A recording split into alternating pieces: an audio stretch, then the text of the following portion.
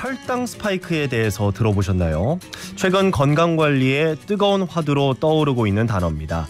당뇨병 예방을 위한 방법 중에 하나로 이 혈당 스파이크 관리에 대한 관심이 높아지고 있는데요. 오늘은 이 당뇨를 예방하는 방법에 대해서 차근차근 알아보겠습니다. 오늘 이재동 교수님 모셨습니다. 안녕하세요. 안녕하세요. 이재동입니다. 네, 저와는 또 이제 처음으로 이렇게 함께 맞습니다. 방송을 하게 됐는데 네. 잘 부탁드리겠습니다. 저도 잘 부탁드립니다. 네. 그런데 제가 이제 혈당 스파이크에 대한 이야기를 하긴 했습니다만 네. 이 혈당 스파이크라는 용어가 사실 학술적인 용어는 아니잖아요. 네네. 네, 그 혈당 스파이크가 생긴다. 보통 우리가 이제 뭐 언론이나 흔히 알고 있는 바로는 그냥 당이 높은 뭐 음식을 먹었을 때 혈당 스파이크가 생긴다. 뭐 이렇게 알고 있는데 이게 사실인가요? 네, 일단은 뭐 탄수화물 섭취가 늘어나게 되면 혈당이 올라간다는 것 정도는 이제 많은 분들이 알고 계시는데요. 네.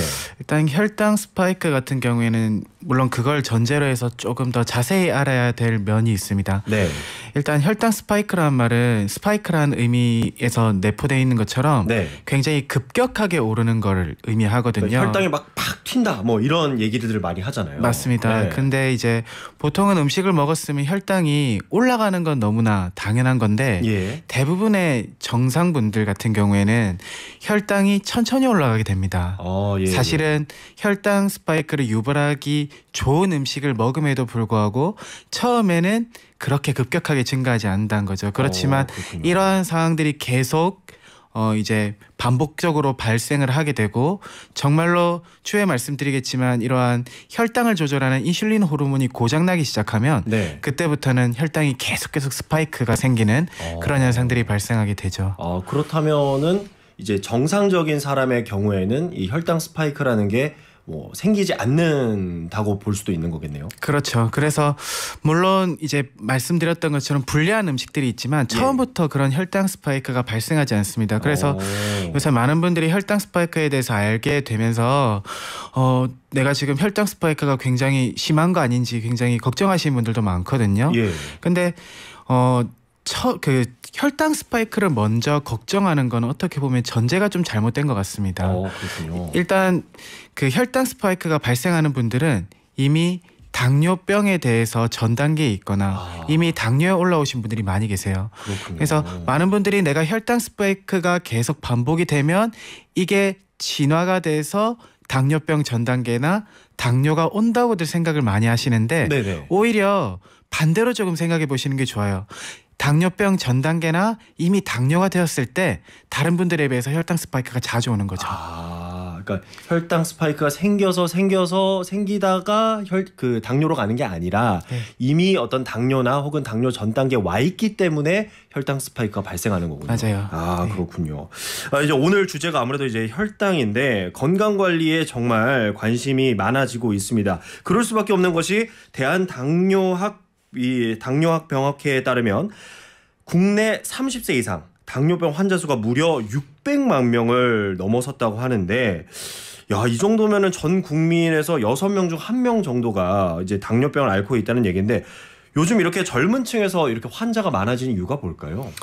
네, 결국에는 이제 두 가지 원인이 가장 뚜렷하다고 알려져 있습니다. 결국에는 이제 식습관 문제랑요. 식습관. 두 번째는 이전에 비해서 신체 활동이 줄어든 좌식 활동 위주의 활동이라고 보통 말씀을 드리죠. 네. 근데 이제 식사를 먼저 말씀을 드리면 아무래도 그 이전에 비해서 워낙에 맛있는 음식들이 많잖아요. 탕후루 같은 거. 네, 맞습니다. 그런 음식들은 너무나 대표적인 음식이고 그런 것들이 결국에는 그 탄수화물 중에서도 굉장히 정제된 그러니까 혈당을 올리기 쉬운 그런 음식들이 대부분 많기 때문에 이러한 것들이 좀 누적이 돼서 좀 이러한 결과를 초래하지 않았을까 하는 게 가장 큰 원인이고요.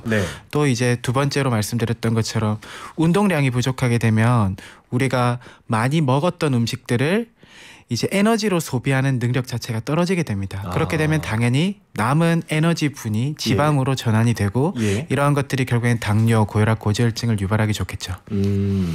그 당뇨라고 하면은 사실 이제 과거에는 조금 이제 나이가 있으신 분들한테 생긴다라는 인식이 있었는데 요즘은 이렇게 젊은 층도 많아지고 있고 특히 이렇게 젊은 나이대에 당뇨가 찾아오게 되면 더 위험한 이유가 있을까요? 이게 당뇨가 유발이 되고 나면 네. 그때부터는 굉장히 가역적으로 정상적인 상태로 돌아오기가 쉽지가 않습니다. 그때부터는 사실은 철저한 이제 식습관 조절과 소홀히 하셨던 신체 활동을 하셔야 그래도 조금이나마 이제 개선되는 걸 기대할 수 있는데 네. 만약에 내가 그냥 너무나 약물에 의존을 하고 생활습관 교정이 크게 이루어지지 않으면 네. 점차적으로 당뇨는 악화되기 마련이고 그렇게 되면 결국엔 합병증들이 정말 다양한 신체 기관에 발생하게 되는데요. 네. 당연히 어린 나이에 만약에 발생하게 되면 그 유병 기간이 당연히 길어지게 되는 거잖아요. 예. 그렇게 되면 당연히 인생 전반에 걸쳐서 합병증이 나올 확률은 더욱 극심해지는 거겠죠. 그러니까 당뇨가 한번 찾아오게 되면 이제 꾸준히 관리를 해야 되는데 젊은 나이일수록 그 관리해야 되는 기간이 그냥 계속 길어지는 거군요. 맞습니다. 이제 뭐 혈당 스파이크라고 하면 이제 혈당이 급격하게 오르는 거를 뜻하는 건데 이 혈당이 급격하게 오르는 게 도대체 왜 위험한 걸까요? 일단 그 이제 혈당이 어느 정도 올라야 우리가 이제 혈당 스파이크를 의심할 수 있는지를 먼저 말씀을 드려야 될 것 같은데요. 보통은 식사를 하고 나면 보통 혈당이 이제 식후 2시간 혈당을 기준으로 네. 보통은 140 이하여야 됩니다. 140? 네. 예. 그렇지만 보통 이제 혈당 스파이크가 있는 분들 같은 경우에는 식후에 이 혈당이 150에서 많게 220까지 올라가거든요. 예. 그렇게 되면 140 이상일 때 우리가 당뇨병 전 단계를 의심을 해봐야 되고 그리고 200이 넘어갈 때는 당뇨병을 의심을 해야 되는 상태이기 때문에 예. 사실 굉장히 그 혈당 스파이크가 발생하는 범위가 그 범위에 굉장히 일치하잖아요. 예. 그렇기 때문에 일단 이러한 혈당 스파이크에 대해서 조심을 하셔야 되는데 이렇게 남는 혈당들은 결국에는 에너지로 소비되지 못하고 다 지방의 형태로 저장이 됩니다. 축적이 되는 거죠. 맞아요. 그런 예. 것들이 결국에는 우리가 소위 얘기하는 그런 성인병들 예. 관련된 유병률을 굉장히 높일 수가 있는 거죠. 아니, 그렇다면은 내가 지금 혈당 스파이크가 있는지 없는지를 알 수 있는 방법이 있을까요? 일단은 가장 정확한 거는 사실 혈당을 직접 측정해 보는 게 좋습니다. 네. 특히 제가 개인적으로 추천드리고 싶은 것들은 병원에 가셔서 그 3개월 동안 내가 얼마나 당 관리를 해왔는지 이런 것들을 보여주는 당화 혈색소 같은 것들을 좀 검사해 보는 게 좋을 것 같고요. 네. 그게 아니더라도 만약에 증상을 내가 볼 때 이전과 다르게 음식을 먹었을 때 굉장히 극심한 피로도와 그리고 식곤증 뿐만 아니라 두통이나 어지러움 예. 그리고 추가적으로 과량의 탄수화물을 섭취했기 때문에 잦은 소변으로 인한 또 갈증까지 이러한 증상들이 동반해 있다면 이런 것들에 대해서 좀 의심해 보는 게 좋을 것 같습니다. 오, 그렇군요. 아니 근데 지금 방금 말씀하신 것 중에 이 식곤증을 말씀해 주셨는데 저도 점심 먹고 나면 그렇게 졸리거든요. 네. 그럼 저도 약간 그걸 의심을 해봐야 되는 건가요? 사실 우리가 이제 조금 내 컨디션과 다르게 좀 피곤함을 느끼는 건 비슷한 것들이 있잖아요. 예를 들면 춘곤증 그리고 뭐 식곤증. 근데 이러한 것들이랑 혈당 스파이크는 기본적으로 좀 다른데요. 춘곤증 같은 경우에는 말 그대로 이제 그 낮 시간이 길어지고 밤 시간이 짧아지면서 그런 멜라토닌 호르몬들의 이런 것들에 의한 거고 네. 식곤증 같은 경우에는 정말로 일시적인 증상입니다. 그래서 이거는 호르몬 문제가 아니고 네. 내가 음식을 먹었을 때 내 몸을 편안하게 만들어주는 그런 신경계가 작용하기 때문에 졸리움이 오는 거고요. 이 혈당 스파이크는 말 그대로 이 혈당을 조절하는 호르몬이 고장이 나면서 발생하는 거기 때문에 근본적으로 식곤증이랑은 좀 다르다고 보시면 됩니다. 그 이제 혈당을 조절하기 위해서 나오는 게 이제 인슐린이잖아요. 네. 이제 뭐 인슐린이라는 거는 이제 많은 분들이 이제 들어보셨을 것 같은데, 그럼 이제 그러니까 당뇨의 어떤 합병증 가운데 그러면은 그 췌장암도 연결이 될 수가 있는 건가요? 그렇죠. 이제는 그 췌장에서 인슐린이라는 호르몬이 나오게 되는데요. 이런 호르몬들이 나옴으로써 우리가 먹었던 탄수화물 분해서 이제 농도를 조절하는 역할을 하게 되는 건데 결국엔 이 호르몬들이 고장이 나면서 당뇨 저항성이 생기고 결국엔 당뇨 이런 것들이 오는 거잖아요. 결국엔 얘네들이 굉장히 과부하가 걸리고 기능을 잃어가는 거기 때문에 결국에는 이러한 기능을 주 기능으로 하는 췌장에 굉장히 과부하가 걸리는 거고 결국엔 과부하가 걸린다는 거는 암에 대한 위험도가 올라갈 수 있는 것과 이제 일치하는 거죠. 네. 근데 제가 알기로는 이제 췌장암도 좀 전조 증상이 많지 않다는 걸로 알고 있고 당뇨도 이게 뭐 어떤 증상이랄까요? 이제 그런 게 많지 않은 걸로 알고 있거든요. 네. 도대체 왜 그런 걸까요? 좀 아프면은 바로 좀 알 수 있으면 좋을 텐데 왜 이렇게 전조 증상이 없을까요? 그러니까요. 사실 전조 증상이 있어야 조금 네. 좀 적절한 타이밍에 병원을 갈 수 있고 이런 네. 것들이 있는 건데 네네. 사실은 그런 것들이 좀 증상으로 느끼기에는 정말 쉽지는 않은 것 같습니다. 아, 그렇군요. 예, 네. 그래서 당뇨 같은 경우에도 증상이 없습니다. 증상이 나타나려면 결국엔 합병증까지 단계를 가야 되는데 그때 너무 늦은 거 아니에요? 이미 너무 늦었죠. 그건 이미 당뇨에 대해서 적절한 조치가 취해지지 않은 기간이 굉장히 길 때 나타나는 증상이기 때문에 네. 사실은 그렇기 때문에 우리가 평소에 건강관리에 힘쓰고 네. 최대한 좀 건강한 음식 이런 것들을 먹어야 되는 이유가 되는 것 같습니다. 그러면은 그 일일 섭취량 권장 섭취량이라는 게 있잖아요. 그러면 당은 어느 정도 되는? 사실은 뭐 그거는 너무나 개인차가 좀 있을 것 같아요. 개인차가 있어요. 왜냐하면 우리가 특히나 근육량이 많은 분들 같은 경우에는 우리가 탄수화물 섭취했을 때 결국엔 얘네들이 분해가 돼서 포도당의 형태로 전환이 되고 에너지로 사용할 때 사용하고 저장이 될 때 순차적으로 간, 근육으로 가서 저장이 되거나 이용이 되고 남는 것들이 지방으로 저장이 되거든요.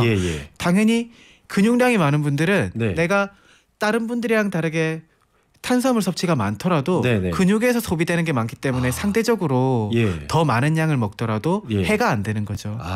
그렇기 때문에 물론 평균적인 수준에서 권장량은 있을 수가 있겠지만 그거는 이제 개인차가 조금 크기 때문에 조금 너무 이게 말씀드리기는 좀 조심스러울 것 같습니다. 그러니까 근육량이 많은 사람일수록 이 당을 이제 잘 소비하기 때문에 그러니까 상대적으로 더 많이 먹더라도 좀 괜찮다라는 말씀이신데 제가 어디서 보니까 한 50g 정도라고 하는 데도 있더라고요. 근데 그 50g이 그러면은 도대체 어느 정도인지 제가 감이 안 잡혀가지고 조금 직관적으로 알 수 있는 방법은 본인의 체중 킬로그램당 1g 정도 드시면 된다고 보시면 됩니다. 그렇군요. 그래서 저 같은 경우에 예를 들면 80kg이면 80g 정도까지 이런 식으로. 근데 그게 말씀드렸던 이유 때문에 정확하게 일치하지는 않습니다. 그러면 이제 그 80g이 어느 정도인지 제가 살짝 말씀을 드리면은 그 캔콜라 있잖아요. 그 탄산음료 그 190ml짜리에 20g이 들어있더라고요. 보니까. 그러니까 그거 4캔만 드셔도 이미 일일 권장량은 거의 다 드셨다. 그러니까 생각보다 우리가 그 달달하고 느끼는 음식들에 그 당이 많이 들어있더라고요. 그래서 그 형태가 굉장히 중요한 겁니다. 그래서 정제된 탄수화물이랑 비정제 탄수화물이 굉장히 중요한 시점인데요. 정제된 탄수화물 같은 경우에는 같은 말씀하신 대로 탄수화물량을 먹더라도 당뇨라든지 혈당 스파이크라든지 이런 데 굉장히 불리하게 작용을 하고요. 반대로 비정제된 탄수화물 예를 들면 현미라든지 뭐 귀리 그리고 빵 같은 경우에도 뭐 통곡물 이런 것들 같은 경우에는 같은 양을 먹더라도 그런 관점에서 보면 훨씬 유리할 수 있다는 거죠. 말씀하신 캔콜라 같은 경우에는 굉장히 정제된 형태입니다. 그래서 그 탄수화물량 자체도 문제겠지만 우리가 앞서 말씀드린 혈당 스파이크, 당뇨의 관점에서 볼 때 굉장히 불리한 그 음식임에 틀림없고요. 탄산음료는 웬만하면은 가급적 안 드시는 것이 좋겠습니다. 자, 여기서 퀴즈 나갑니다.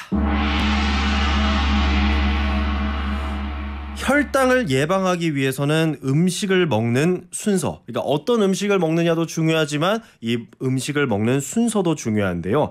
다음 중 가장 먼저 섭취해야 하는 음식은 무엇일까요? 보기가 있습니다. 1번 샐러드, 2번 쌀밥, 3번 디저트. 자, 여기서 이제 퀴즈의 정답을 보내주시면 되는데요. 50원의 유료 문자 샵 0951 또는 무료인 TBS 앱으로 여러분들의 정답 기다리고 있겠습니다. 다시 한 번 더 퀴즈 내드리겠습니다.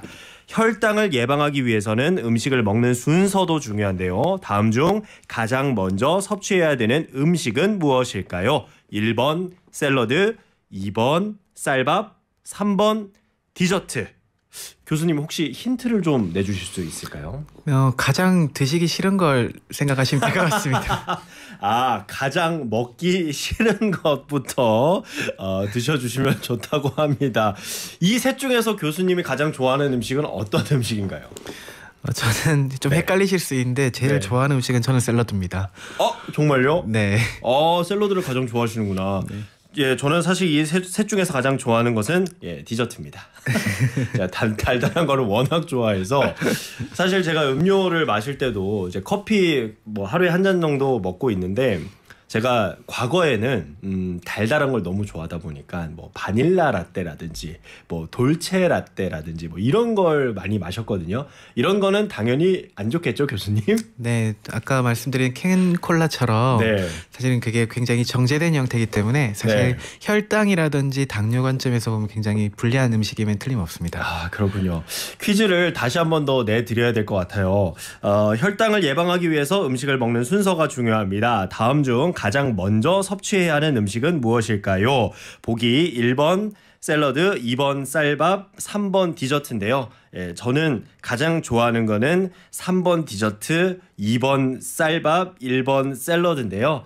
예, 제가 가장 싫어하는 것부터 먹으면 좋지 않을까 싶습니다. 네.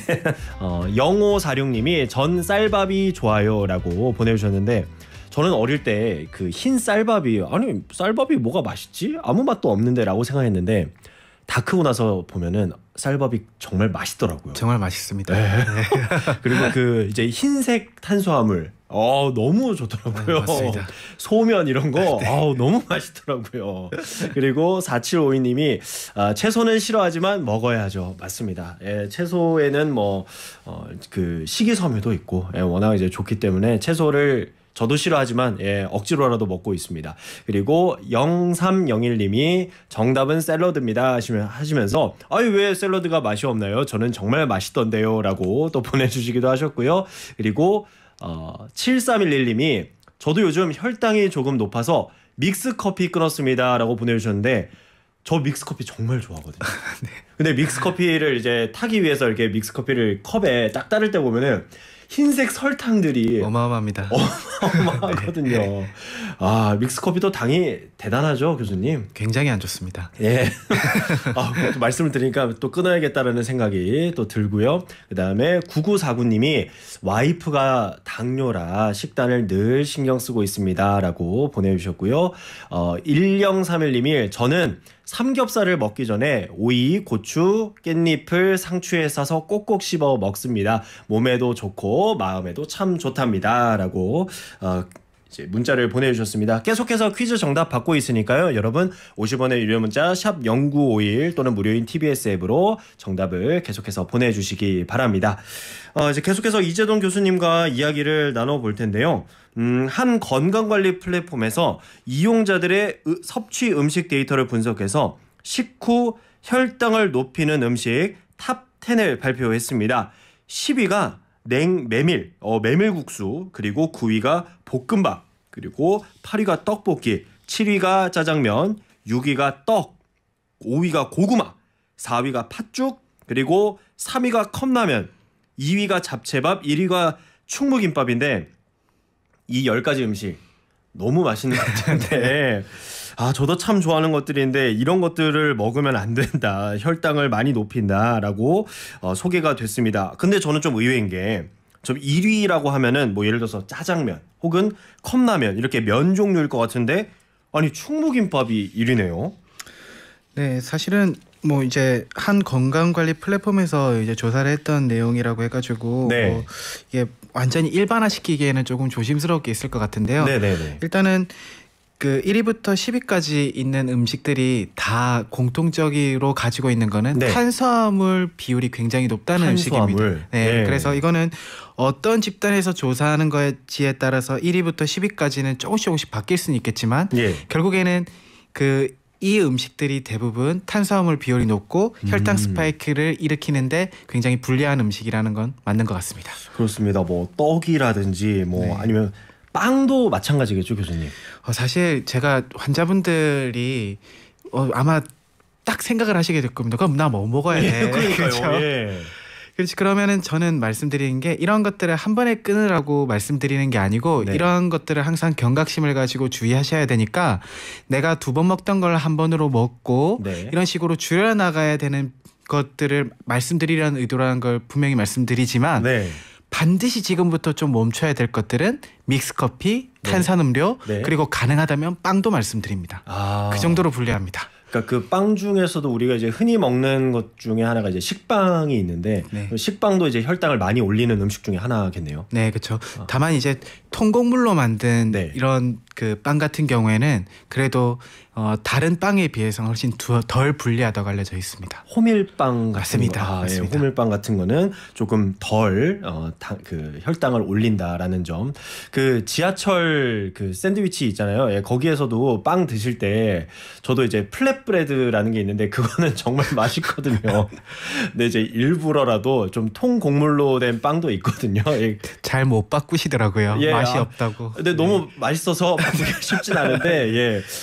그래도 자제를 해주셨으면 좋을 것 같고 그리고 질문이 들어와서 질문을 좀 드리면은 8023님이 당뇨에 블랙커피도 안 좋은가요? 라고 보내주셨어요. 그러니까 뭐 아이스 아메리카노 같은 건데 이런 것도 좀 당뇨에 안 좋나요? 아니요, 저는 개인적으로는 그 커피 말씀하셨던 것처럼 뭐 이제 돌체라떼라든지 이런 각종 커피들도 응용 버전들이 되게 많잖아요. 많죠. 그런 것들을 끊기 쉽지 않은 분들, 특히나 이제 커피를 통해서 내 삶의 질을 챙기는 분들한테는 제일 먼저 권유를 드리는 게 블랙커피로 바꾸라는 점입니다.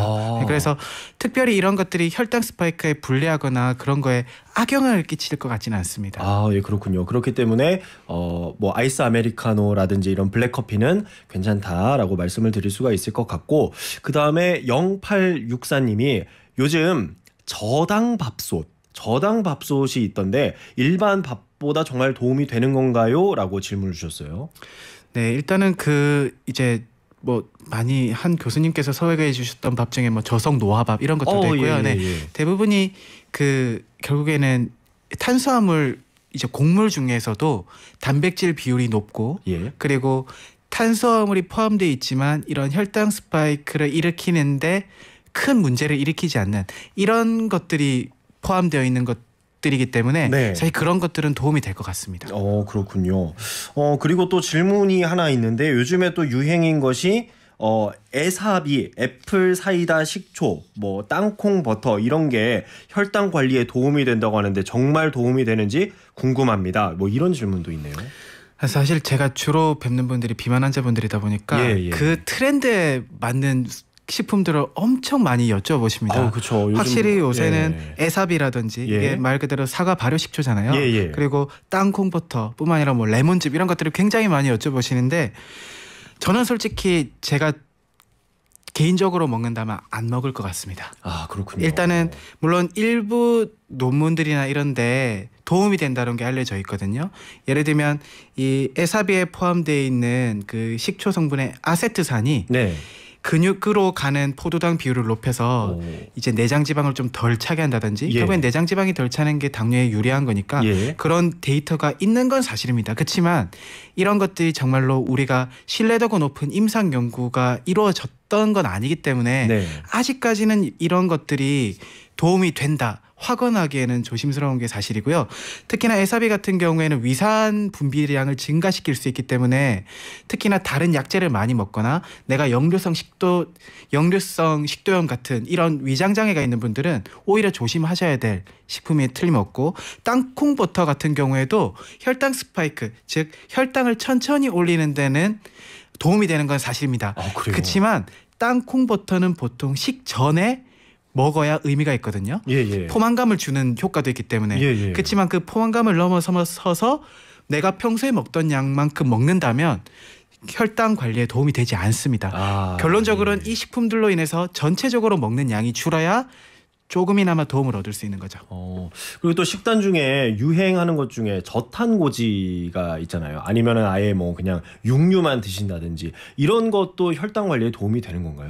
물론 직관적으로 볼 때는 탄수화물량이 줄기 때문에 우리가 도움이 될 수 있겠지만 이 그러니까 탄수화물의 체중 조절이나 혈당 관리에 불리한 요소임에는 틀림없지만 얘네들은 필수 영양분이면 또 틀림없습니다. 그렇기 때문에 이 탄수화물 너무 줄여서 그 부족분을 너무나 지방의 비율을 높인다면 이것들도 장기적으로 유지했을 때 건강에 악영향을 미칠 수 있는 건 사실입니다. 그렇기 때문에 내가 너무 무리하지 않게끔 뭐든지 극단적으로 예. 그렇게 안 하는 게 좋은 거죠. 어떤 것들이 도움이 될 수 있지만 네. 너무나 이런 거에 의존하지 않는 그런 것들이 제일 중요할 것 같습니다. 네. 한 가지 더 질문을 드리자면은 4426님이 저는 잠을 자기 위해서 믹스 커피를 마시는 대신에 피로 회복에 좋다는 자양강장제를 먹고 있는데 이런 것들도 혹시 혈당을 높이는 건지 궁금하다라고 질문이 들어왔거든요. 네, 사실은 그런 이제 자양강장제 같은 경우에도 혈당을 높이는 경우가 꽤 있고요. 아, 그렇군요. 그리고 앞서 말씀드렸던 것처럼 믹스커피가 또 굉장히 좀 불리한 요소임에는 틀림없기 때문에 네. 그런 것들을 좀 줄이실 필요는 있겠습니다. 우리가 이제 흔히 이제 박으로 시작하는 네, 그런 이제 자양강장제 이제 카페인이 아무래도 함량이 좀 높은 것들인데 카페인뿐만 아니라 또 그거 먹으면 맛있잖아요. 그리고 사실은 우리가 굉장히 피곤하고 배가 고플 때 탄수화물 양을 늘리면 예. 굉장히 에너지가 충만되는 느낌 받으신 적 있죠. 예. 그렇기 때문에 자양강장제 같은 경우에 그러한 성분이 없기가 사실 쉽지가 않습니다. 아, 그렇군요. 네. 그렇기 때문에 자양강장제도 좀 줄이시는 것이 좋겠다라고 말씀을 드리고 싶고요. 이번에는 이제 저희가 내드렸던 퀴즈와 좀 관련된 이야기를 나눠보려고 해요. 먹는 순서만으로도 혈당 수치를 낮출 수가 있다고요. 네, 맞습니다. 사실은 이제 혈당 스파이크 같은 경우에 먹는 순서를 좀 조정함으로써 예방할 수 있는 측면이 있습니다. 네. 왜냐하면 결국엔 탄수화물 양을 줄이는 게 핵심이거든요. 예. 그렇기 때문에 조금 채소를 먼저 섭취를 하고 네. 그러므로 해서 그 식이섬유가 굉장히 포만감을 주는 그런 그 이제 작용을 하기 때문에 그 이후에 단백질, 지방과 같은 영양분을 섭취하고 마지막으로 탄수화물 섭취를 해주면 아무래도 혈당 스파이크에 유리하다고는 알려져 있는데 이것도 예. 전제 조건이 있습니다. 순서가 중요하긴 하지만 그에 앞서서 먹는 양 자체가 네. 그 조금 주는 게 결국에 목적이거든요. 예. 내가 먹는 순서를 바꾸더라도 결국엔 마지막에 먹어야 되는 탄수화물 섭취량이 많아지면 이 또한 의미가 없습니다. 그렇군요. 네. 그러니까 순서도 중요하지만 결국에 가장 큰 핵심은 양이다. 네. 네, 탄수화물의 양을 줄여주시는 것이 좋다라고 네. 말씀을 드릴 수가 있고요. 저희가 이제 그 교통정보 나가는 동안에 교수님하고 얘기를 나눴던 부분이 이제 소아 청소년에 관한 이야기도 있었어요. 이 방송을 듣고 계신 분들 중에 이제 학부모도 있으실 수 있기 때문에 그 얘기를 좀 나눠보면 저는 이제 궁금한 점이 요즘 소아청소년 비만율이 많이 높아졌죠, 교수님. 네, 맞습니다. 예. 그러니까 제가 어렸을 때에 비하면 많이 높아졌다고 하는데 사실 제가 어렸을 때 생각해 보면 학교 앞이나 이런데 불량식품들이 참 많았어요. 그런 걸 많이 먹기도 했고요.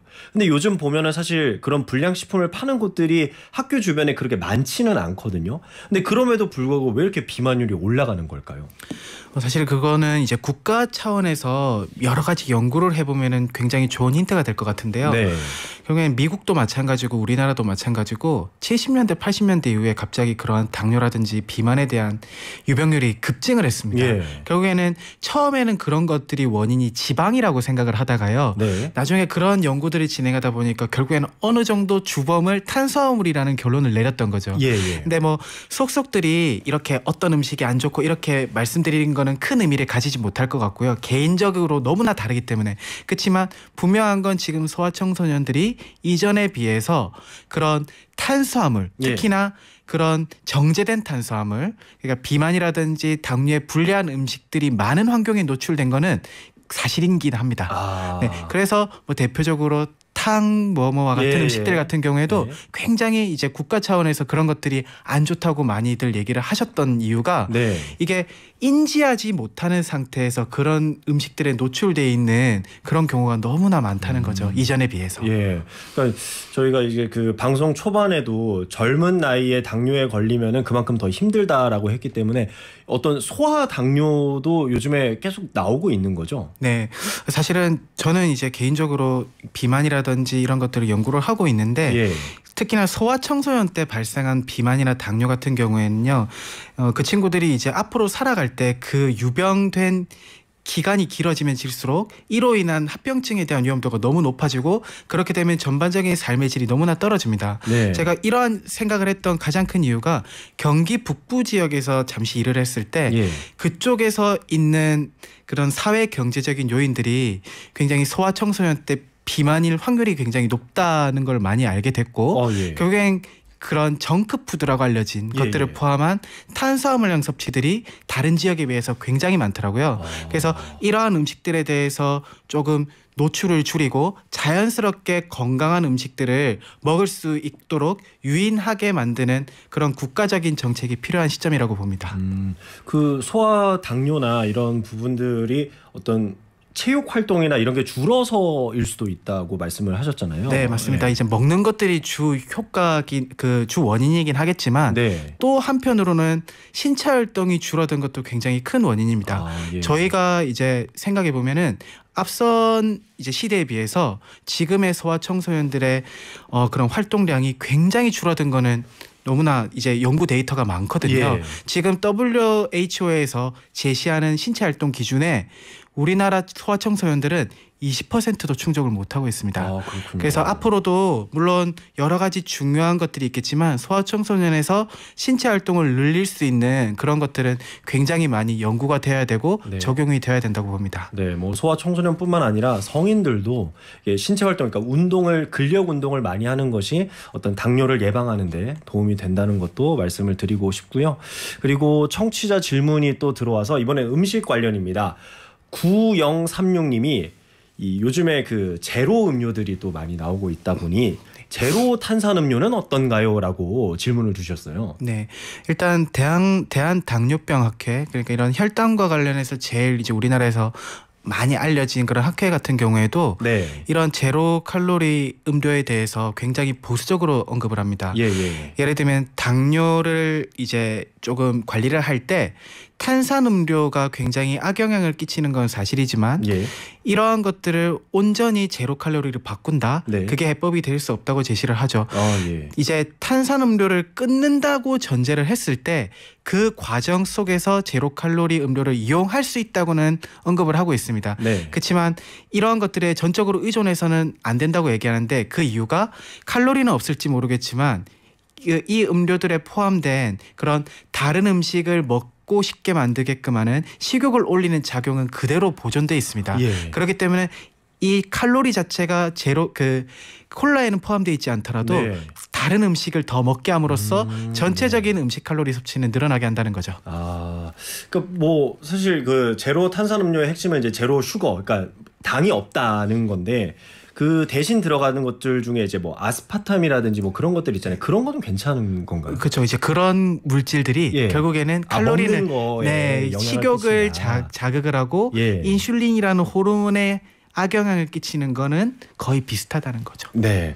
그리고 3114님이 아까 땅콩 버터는 식전에 먹으라고 하셨는데 과일도 밥 먹기 전에 먹으라고 하던데 그런가요? 라고 질문을 주셨어요. 글쎄요. 사실은 저는 과일 같은 경우에는 이제 땅콩 버터를 먼저 드시는 이유는 이런 물질들로 포만감을 채우고 네. 그래서 상대적으로 나중에 그런 혈당에 불리한 음식들을 적게 먹으라는 의미인데 네. 과일 같은 경우에는 그런 땅콩 버터와 별개로 그런 작용이 조금 떨어지는 것 같아서 개인적으로는 추천하지는 않습니다. 과일도 당이 많이 포함되어 있는 건가요? 네, 과당이 포함되어 있고요. 실제로 당뇨 환자분들이 제일 피해야 될 음식 중에 하나가 과일입니다. 그렇군요. 네. 그리고 3067님이 당뇨로 혈당 관리를 하는 분에게 당도가 어느 정도 있는 뭐 모든 과일이 안 좋은 건지 궁금합니다. 저는 최근에 굉장히 당뇨 환자분들이 많이들 놓치시고 있는 것들이 과일이라는 것들을 저도 알게 됐거든요. 그래서 충분히 잘 관리하시고 신체 활동도 늘리는데 저희가 혈액 검사를 해보면 당뇨 관리가 안 되고 있다.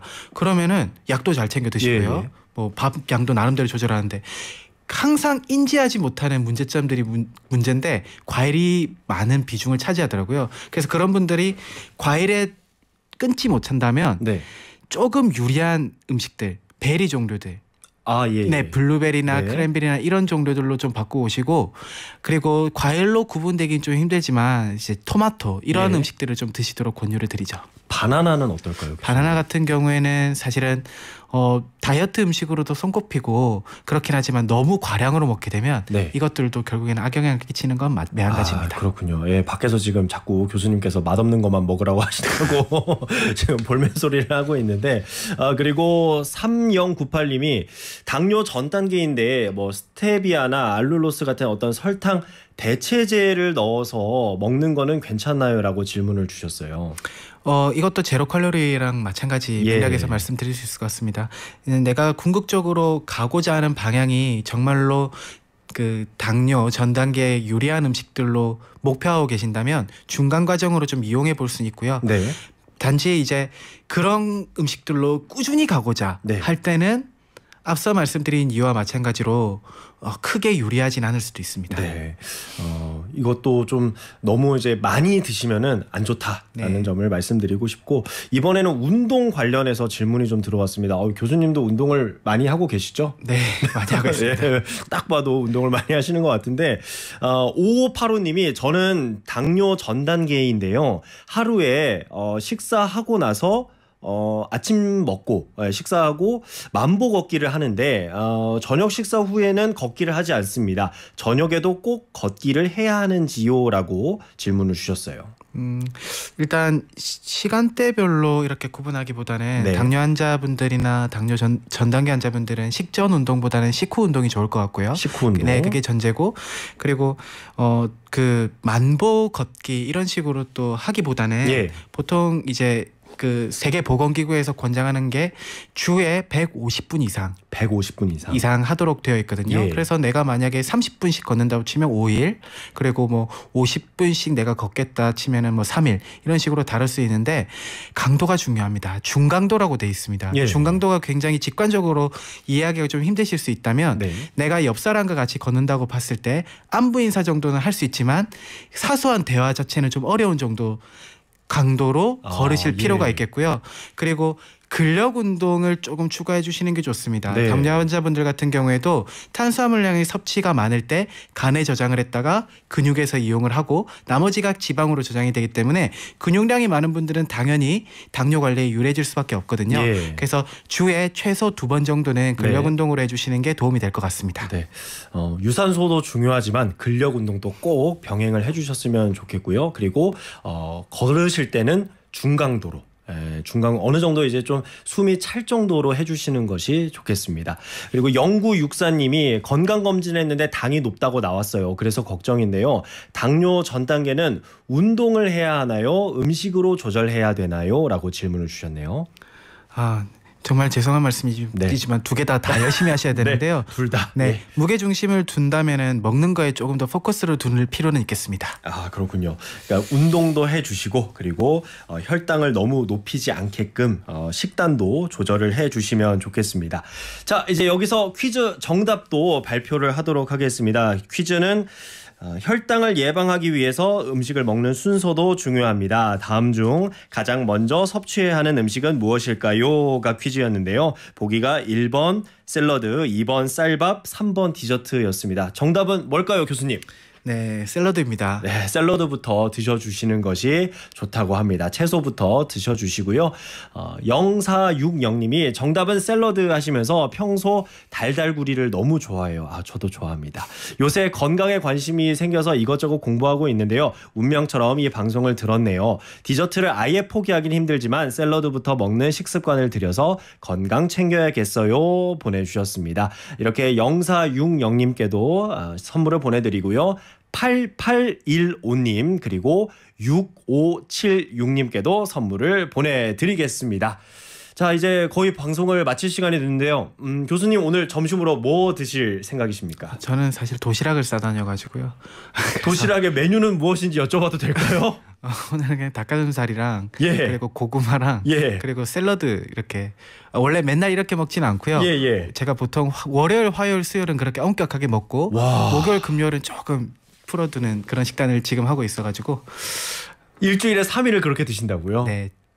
교수님 죄송하지만 혹시 술은 드시나요? 술은 그래도 간헐적으로 먹고 있습니다. 아 정말요? 네. 아, 술까지 안 드신다고 했으면은 너무 인간미가 없어 보여가지고 멀리할 뻔했습니다. 예, 저는 오늘 점심 뭘 먹어야 되나 참 고민이 많은데 교수님께서 닭가슴살을 드신다고 하니까 지금 많이 양심에 찔리고 있습니다.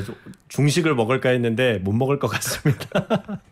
네, 이제 방송을 마칠 시간이 됐는데요. 오늘 좋은 말씀 감사합니다, 교수님. 감사합니다. 네, 저도 인사를 드리겠습니다. 오늘 마무리는 슬기로운 서울생활 로고를 들으면서 마무리하도록 하겠습니다.